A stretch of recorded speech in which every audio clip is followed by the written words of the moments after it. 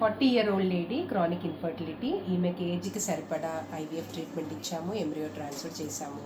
Embryo transfer తర్వాత ఈమెకి beta HCG positive ఉండే, తర్వాత ఎర్లీ స్కాన్, ఫస్ట్ స్కాన్లో కూడా బాగానే ఉండే. తర్వాత ఏంటంటే బ్లీడింగ్ కంప్లైంట్ చేసింది. సో ఇక్కడ మన టాపిక్ ఏంటంటే బ్లీడింగ్, కొద్దిగా స్పాటింగ్ ఉన్న ప్రెగ్నెన్సీస్ బాగుంటాయా బాగుండవా అని చాలామంది డౌట్ పడుతూ ఉంటారు.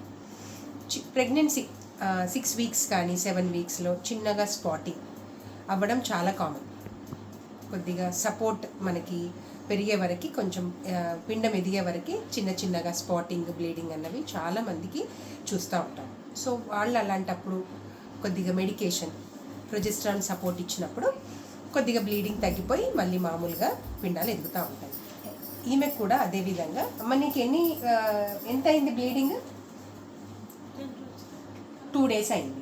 సో 2 days అయినప్పుడు చాలా డౌట్ పడుతుండే. అప్పుడు చూసినప్పుడు కూడా ఫీటలాట్ బాగుండే. ఇప్పుడు కూడా తర్వాత 2 weeks మెడికేషన్ అదంతా పెట్టి పంపించాము.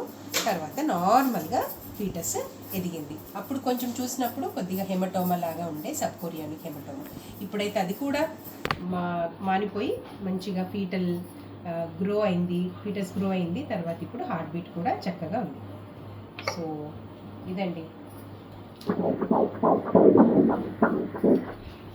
సో ఏదైనా చిన్నగా స్పాటింగ్ కానీ బ్లీడింగ్ కానీ ఉంటే కంగారు పడాల్సింది లేదు. Thank you.